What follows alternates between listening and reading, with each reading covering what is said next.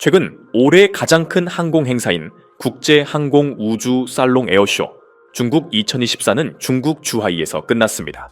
1996년부터 2년마다 개최되느니 행사는 항공 우주 및 방위 기술 분야의 업적을 보여주는 중요한 플랫폼입니다. 이 전시회는 스텔스 전투기, 무인 항공기, 대공 미사일 시스템 등을 포함한 최신 개발의 전시장이 되었습니다. 올해의 행사는 세계 첨단 기술 분야에서 중국의 성장 역할을 강조 다른 나라에서 참가자의 기록 번호를 끌었다. 이 항공쇼는 또한 해외에서 처음으로 러시아의 5세대 수-57 전투기가 전시되었다는 사실로도 주목할 만하다. 그는 고개 비행을 수행하여 비행 프로그램에 참여했습니다. 이 비디오에서 우리는 전시회의 가장 흥미로운 전시물을 모두 수집했습니다. 우리는 중국 항공 산업이 얼마나 발전했는지 알아내려고 노력할 것입니다.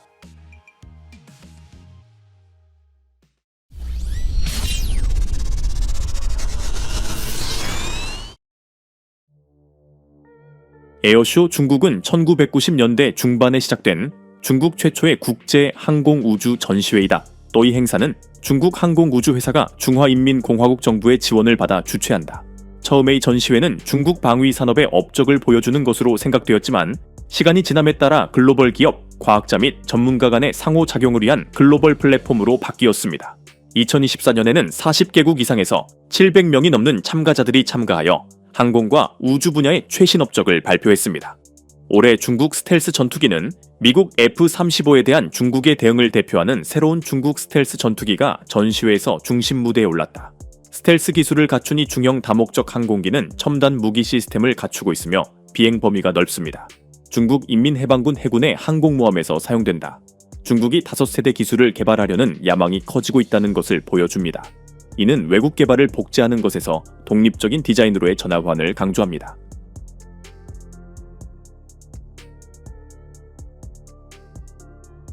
중국 6세대 전투기의 독특한 개념도 전시회에서 발표되었습니다.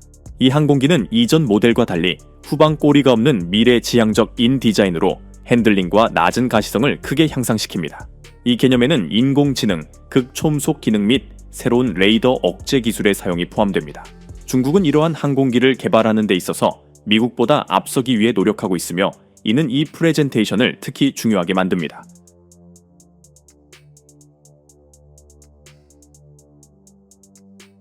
중국은 또한 무인 기술 분야에서 최신 성과를 보여주었습니다. 그 중에는 장거리 임무를 수행할 수 있는 공격 정찰 드론이 있습니다.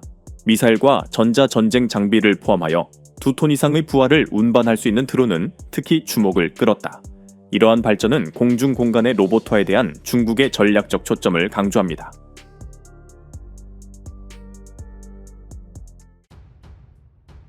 러시아 최대 제조업체를 포함한 외국 참가자들 이 전시회에 널리 참석하였다.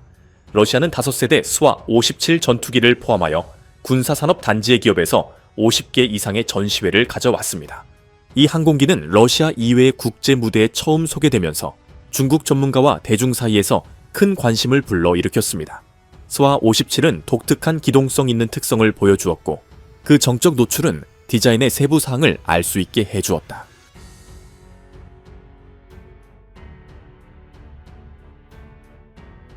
중국 인민해방군 해군 해병대 부대는 올해 처음으로 중국에서 열린 항공쇼에서 공연을 했다.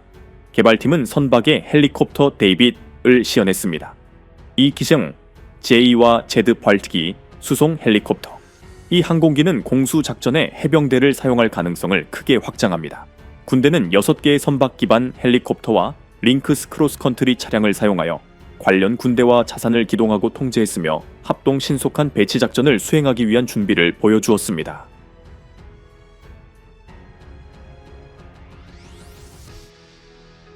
또 다른 중요한 전시품은 소련의 Tu-16에 업그레이드된 복제품인 전략 폭격기인 시안 H-6이었다. 이 항공기는 기본 모델의 오래된 나이에도 불구하고 계속 업그레이드되고 전략적 임무에 사용됩니다. 전시회에서 그것은 현대적인 장거리 미사일을 장착한 새로운 수정으로 제시되었습니다.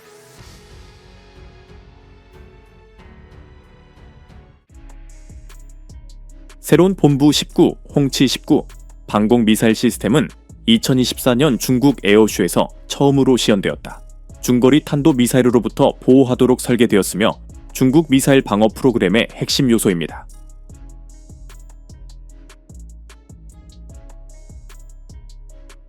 몇 년 만에 처음으로 보잉이 전시회에 참석하지 않았습니다. 이 회사가 그런 행사에 참석하지 않는 것은 메르세데스가 없는 세계 자동차 쇼와 같습니다. 세계 최대의 항공기 문제는 어려운 시기를 겪고 있다. 스캔들은 스캔들을 따른다. 끝없는 사고, 엔지니어링 실수 및 할당량 기반 직원이 내린 실패한 재무 결정은 끔찍한 결과를 가져왔습니다. 보잉 항공기는 전 세계에 버려지기 시작했고 손실은 수십억 달러에 달합니다. 일반적으로 불행하게도 항공거인은 아직 에어쇼까지 아니지만 우리는 회사가 모든 문제를 극복하고 다음 자동차 쇼에서 우리를 기쁘게 할 수 있기를 바랍니다.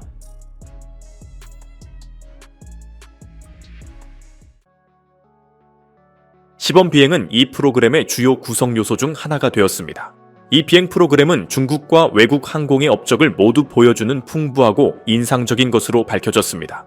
이 행사의 각 날에는 약 4시간의 비행이 포함되어 있었으며 그 기간의 관객들을 은 조종사들이 기교적인 기술과 현대 항공 기술의 능력을 관찰할 수 있었다. 중국 공군은 최신 스텔스 전투기부터 전략 폭격기까지 다양한 업적을 발표했습니다. 전통적으로 이러한 이벤트를 여는 바이 고개 비행팀에 특별한 관심이 집중되었습니다.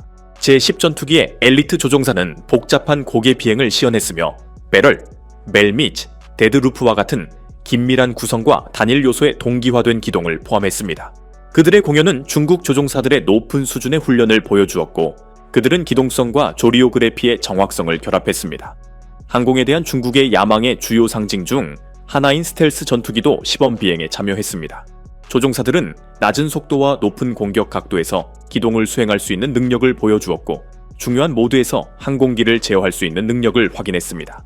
덜 흥미로운 것은 항공모함을 기반으로 설계된 새로운 스텔스 전투기의 대비 공개 비행이었습니다. 소련 Tu-16의 업그레이드 버전인 전략 폭격기는 장거리 공격 능력을 입증했다. 비행 중에 극초음속 미사일을 운반할 수 있는 능력이 입증되었으며 이는 오래된 플랫폼을 현대적인 요구사항에 적응시키는 것을 강조합니다.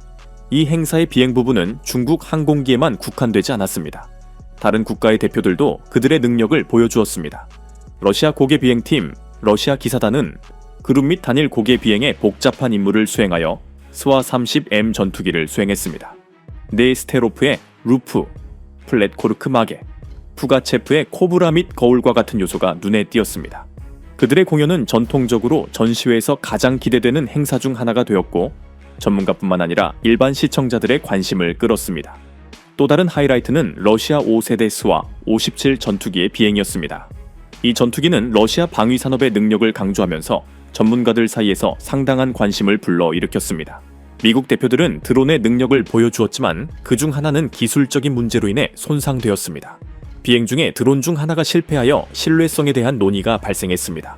2024년 중국 에어쇼의 비행 프로그램은 전시의 중요한 부분으로 자리 잡았고 중국의 기술 발전과 항공 발전에 대한 다른 국가의 기여를 강조했습니다.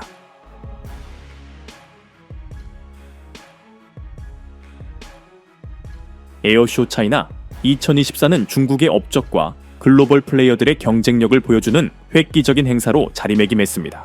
이 나라는 항공 및 우주 기술 개발에서 자율성을 입증하는 데 심각한 중점을 두었으며 이 분야에서 세계 리더가 되려는 야망을 강조했습니다. 외국 기업의 참여는 국제 협력과 기술 교류를 강화합니다. 이 사건은 세계 무대에서 중국의 입지를 강화시켰을 뿐만 아니라 향후 몇 년 동안 항공 및 국방 개발의 주요 영역을 설명했습니다.